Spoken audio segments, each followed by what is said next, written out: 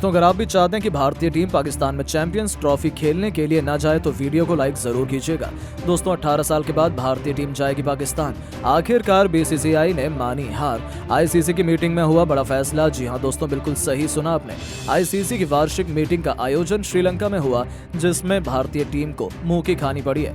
इस बीच भारत को पाकिस्तान में चैंपियंस ट्रॉफी खेलने का निर्देश दिया गया है। तो आखिरकार क्या है पूरा मामला और अचानक से कैसे बीसीसीआई को पाकिस्तान में जाने और खेलने का फैसला आईसीसी ने भी दे दिया है, ये तो आपको बताएंगे ही। तो जानने के लिए वीडियो को पूरा एंड तक जरूर देखिएगा। लेकिन उससे पहले आपको क्या लगता है, इस बार चैंपियंस ट्रॉफी का आयोजन पाकिस्तान में होना चाहिए या नहीं? अपनी राय नीचे कमेंट बॉक्स में जरूर दें। दोस्तों, जैसा कि आपको पता है, टी20 वर्ल्ड कप को भारतीय टीम ने अपने नाम किया था और 17 साल के बाद भारतीय टीम टी20 में चैंपियन बन चुकी है। ऐसे में टी20 वर्ल्ड कप के समापन के बाद अगले आईसीसी टूर्नामेंट की तैयारी तेजी से शुरू हो चुकी है। इस टी20 वर्ल्ड कप में भारत के चैंपियन बनने के बाद अब चैंपियंस ट्रॉफी का आयोजन आईसीसी के कार्यक्रम के दौरान होना है, जो पाकिस्तान की धरती पर फरवरी और मार्च 2025 में आयोजित होगा। ऐसे में चैंपियंस ट्रॉफी को लेकर बड़ा बवाल पैदा हो गया है। आपकी जानकारी के लिए बता दें, चैंपियंस ट्रॉफी पाकिस्तान में होगी और वहां पर भारतीय सरकार ने भारतीय खिलाड़ियों को खेलने की मंजूरी नहीं दी है, क्योंकि भारतीय सरकार को वहां पर भारतीय खिलाड़ियों की सुरक्षा का खतरा है। इस वजह से भारतीय खिलाड़ियों को पाकिस्तान में खेलने की मंजूरी नहीं मिली है। तो वहीं हाल ही में आईसीसी की मीटिंग का वार्षिक कार्यक्रम कुछ समय पहले श्रीलंका के कोलंबो शहर से समाप्त हो चुका है। आईसीसी ने श्रीलंका में मीटिंग का आयोजन किया था, जिसमें तमाम क्रिकेट बोर्ड के अधिकारी मौजूद थे।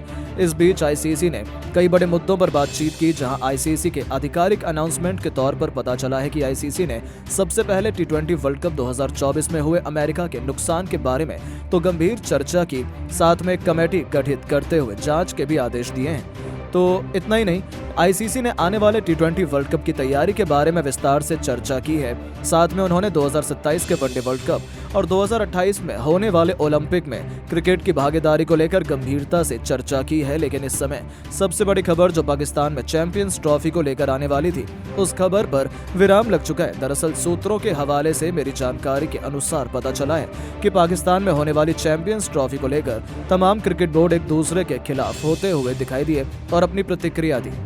इस बीच पाकिस्तान क्रिकेट बोर्ड भारत के पाकिस्तान में खेलने पर जोर दे रहा था, तो वहीं बीसीसीआई ने पाकिस्तान में न जाने को लेकर अपनी बात रखी। हालांकि आईसीसी ने साफ तौर पर अंत में स्पष्ट कर दिया कि जिस देश को जिस भी टूर्नामेंट के लिए मेजबानी दी गई है, उस देश की मेजबानी दी जाएगी, क्योंकि ये कोई लीग क्रिकेट नहीं है बल्कि एक अंतर्राष्ट्रीय टूर्नामेंट है। ऐसे में पाकिस्तान की धरती पर होने वाली चैंपियंस ट्रॉफी के लिए अब भारतीय टीम को खेलने के लिए जाना पड़ेगा और इसके लिए तो अब भारतीय सरकार को भी मंजूरी देनी पड़ेगी, अन्यथा भारतीय टीम को इस टूर्नामेंट से भी बाहर किया जा सकता है। यही कारण है कि भारतीय टीम साल 2006 के बाद पाकिस्तान की धरती पर मैच खेलने के लिए जाएगी, क्योंकि भारतीय टीम ने आखिरी बार साल 2006 में पाकिस्तान में टेस्ट सीरीज खेली थी। तो वहीं दोनों देश के बीच साल 2012 के बाद भी कोई भी सीरीज नहीं हुई है, लेकिन अब 18 साल बाद भारत पाकिस्तान में जाएगा। तो दोस्तों, आपको क्या लगता है, भारतीय टीम को पाकिस्तान में चैंपियंस ट्रॉफी खेलने के लिए जाना चाहिए या नहीं? अपनी राय नीचे कमेंट बॉक्स में जरूर दें और ऐसी शानदार खबरों के लिए चैनल को सब्सक्राइब जरूर करें। धन्यवाद। दोस्तों, भारत और जिम्बाब्वे के बीच पहले वनडे में ऐसा घमासान हुआ जिसने क्रिकेट के इतिहास को पलट कर रख दिया। तो आखिर जिम्बाब्वे के दिए गए 328 रनों का पीछा करते हुए कैसे शुभमन गिल की तूफानी शतकीय पारी की बदौलत टीम इंडिया ने मुकाबले में की वापसी? जब जीत के लिए अंतिम 3 गेंदों पर 18 रन चाहिए थे, तब ऐसा क्या किया रिंकू सिंह ने जिसे देखने वालों की रूह कांप उठी? किसने मारी अंत में बाजी? दिलों की धड़कनें कई गुना बढ़ा देने वाले रोमांचक महामुकाबले की पूरी हाईलाइट का वीडियो हम आपको दिखाएंगे। लेकिन उससे पहले आपको क्या लगता है कि रिंकू, अभिषेक और गिल में कौन सबसे शानदार बल्लेबाज है? अपनी राय हमें नीचे कमेंट बॉक्स में कमेंट करके जरूर बताइए। दोस्तों, टी20 सीरीज में तो टीम इंडिया ने जिम्बाब्वे को अपने सामने खड़े होने का मौका नहीं दिया। भारत के यंगिस्तान ने 4-1 से टी20 सीरीज में उन्हें धूल चटाई और इतिहास लिखा। लेकिन टी20 खत्म होते ही जैसे ही वनडे की बारी आई, फॉर्मेट बदला तो अपने सुपरस्टार खिलाड़ियों के साथ मिलकर जिम्बाब्वे ने ऐसा तगड़ा पलटवार किया कि भारतीय टीम के भी पसीने छूट कर रह गए। हरारे स्पोर्ट्स क्लब स्टेडियम में पहले वनडे मुकाबले के लिए जब सिक्का उछाला गया, तब टॉस के बॉस बने कप्तान शुभमन गिल। उन्होंने जिम्बाब्वे को पहले बल्लेबाजी करने का न्योता दिया। दोस्तों, मेजबान टीम को एक तूफानी शुरुआत दिलाने के इरादे से वेस्ले मधवेरे के साथ ही टी मरुमानी की तूफानी जोड़ी मैदान में उतरी थी। उन्होंने पहले ओवर से ही गेंदबाजों पर आक्रमण करना शुरू कर दिया। लेकिन उनकी यही रणनीति ज्यादा लंबी नहीं चल पाई। मुकेश कुमार ने मधुबेरे को चलता कर जिम्बाब्वे को बहुत बड़ा झटका दिया। टीम इंडिया ने अभी से मुकाबले में शिकंजा कसना शुरू कर दिया था, लेकिन तभी नंबर 3 के पायदान पर बल्लेबाजी करने आए खुद कप्तान सिकंदर रजा ने टीम इंडिया की सभी उम्मीदों पर पानी फेरते हुए भारतीय टीम की हालत बद से बदतर कर दी थी। हालांकि दोस्तों, उन्हें दूसरे छोर से किसी का भी साथ नहीं मिल पाया। ब्रायन बेनेट भी रवि बिश्नोई की फिरकी में फंस गए। तो फिर एक के बाद एक पूरा जिम्बाब्वे का बल्लेबाजी क्रम भारतीय गेंदबाजों के सामने ध्वस्त हो गया। लेकिन सिकंदर हिलने का नाम नहीं ले रहे थे। वो चट्टान की तरह मैदान में डटे हुए थे।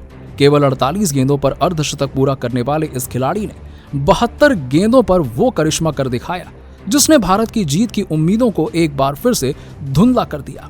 केवल 72 गेंदों पर इस खिलाड़ी ने शतक ठोंककर भारतीय गेंदबाजों की जमकर पिटाई करी।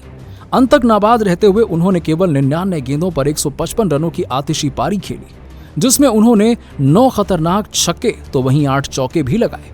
इसके दम पर जिम्बाब्वे ने 50 ओवर में 328 रनों का विशाल स्कोर भारतीय टीम के सामने खड़ा कर दिया। अब भारतीय टीम के स्टार बल्लेबाजों पर इस लक्ष्य को जल्द से जल्द हासिल कर अपनी टीम को जीत दिलाने की अहम जिम्मेदारी थी। इन्हीं इरादों को सच करने के लिए रनों की ताबड़तोड़ बरसात करने शुभमन गिल के साथ यशस्वी जायसवाल की खतरनाक जोड़ी मैदान में उतरी। ये दोनों कमाल के फॉर्म में चल रहे थे और पहले ओवर से ही इन्होंने अपना नजारा दिखाना शुरू कर दिया। इन दोनों का बल्ला पावर प्ले में जमकर गरजा। 10 ओवर पर बखूबी फायदा उठाते हुए इन्होंने टीम को 78 रनों तक पहुंचा दिया। जीत की नींव बिछा दी गई थी। ऐसा लग रहा था कि अब तो टीम इंडिया को कोई हरा ही नहीं सकता। यशस्वी का बल्ला गरज रहा था। उन्होंने अकेले ही जिम्बाब्वे की नाक में दम कर रखा था। लेकिन फिर होता है एक बहुत बड़ा पलटवार। जी हाँ दोस्तों, चतारा ने 42 के निजी स्कोर पर यशस्वी को पवेलियन की राह दिखा दी, जिसके बाद रनों की रफ्तार में लगाम लग गई। ऐसा लगने लगा था कि जिम्बाब्वे मुकाबले में वापसी करने वाला है, क्योंकि अभिषेक शर्मा भी केवल 40 रन बनाकर पवेलियन लौट चुके थे। टीम इंडिया मुसीबतों के दलदल में थी। लेकिन फिर भारत की लाज बचाने के लिए फिर दहाड़ता है रिंकू सिंह का बल्ला। जी हाँ दोस्तों, इस खिलाड़ी ने परिस्थितियों के हिसाब से संभल कर बल्लेबाजी की और फिर गिल के साथ मिलकर ऐसी तबाही का मंजर दिखाया कि पूरी दुनिया दंग रह गई। सिकंदर रजा की लगातार 3 गेंदों पर 3 खौफनाक छक्के लगाकर रिंकू ने 32 गेंदों पर अपना अर्धशतक पूरा किया। दूसरी तरफ से गिल भी उनका बखूबी साथ निभा रहे थे। जी हाँ दोस्तों, कप्तान शुभमन गिल 80 रन बना चुके थे। गेंद लेकर आए ब्लेसिंग मुर्जबानी की लगातार 3 गेंदों पर पहले मिड ऑन, फिर कवर और फिर पॉइंट के ऊपर से 3 खौफनाक छक्के जड़कर ये खिलाड़ी अपने शतक की ओर बढ़ चला था। वो 58 रनों के स्कोर पर पहुंच गए थे। उन्हें अपना शतक पूरा करने के लिए केवल 2 रन चाहिए थे। रिंकू सिंह भी अपना अर्धशतक बनाकर खेल रहे थे।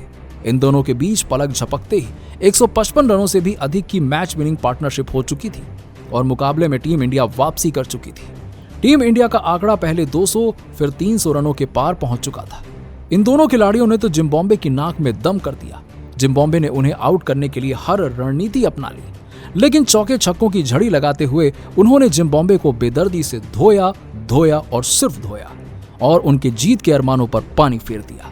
देखते ही देखते मैच अंतिम ओवर में पहुंच गया, जहां अभी भी जीत के लिए 22 रन चाहिए थे और मैदान में मौजूद थे भारत के 2 बड़े मैच विनर। दोस्तों, जिम्बाब्वे की तरफ से अंतिम ओवर लेकर आए थे रफ्तार के सौदागर और जिम्बाब्वे के सबसे बड़े गेंदबाज ब्लेसिंग मुर्जबानी, जिनकी पहली गेंद पर गिल ने 3 रन दौड़कर अपना ऐतिहासिक शतक पूरा कर लिया, जिस पर पूरा स्टेडियम ने खड़े होकर उनके लिए यानी कि अपने कप्तान के लिए तालियां बजाईं, उनका इस्तकबाल किया। अब टीम इंडिया को 5 गेंदों पर 19 रन चाहिए थे, लेकिन बदकिस्मती से ओवर की दूसरी गेंद डॉट हो जाती है। मुकाबला 4 गेंदों में 19 रनों तक पहुंच चुका था। तीसरी गेंद को गिल ने स्टेडियम के बाहर ही मारना चाहा, लेकिन वो उसमें नाकामयाब साबित हुए और केवल सिंगल ले पाए। अब मैच पूरी तरह से फंस चुका था। भारतीय फैंस तो उम्मीद हार चुके थे, क्योंकि अंतिम 3 गेंदों पर 18 रन चाहिए थे, जो लगभग नामुमकिन जैसा होता है। जिम्बाब्वे जीत का जश्न भी मनाने लगी थी, लेकिन अब 140 करोड़ भारतीयों की आखिरी उम्मीद बनकर स्ट्राइक पर थे विस्फोटक बल्लेबाज रिंकू सिंह। चौथी गेंद पर गेंदबाज ने एक जबरदस्त बाउंसर डाली, लेकिन रिंकू तो शेर पर सवा शेर है। उन्होंने अपने पुल शॉट से गेंद को बाउंड्री के बाहर फेंक दिया।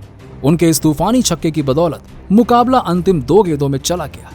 जहां भारत को जीत के लिए 12 रन चाहिए थे, काम आसान नहीं था, लेकिन रिंकू सिंह के इकलौते ऐसे बल्लेबाज हैं जो ये करिश्मा कर सकते थे।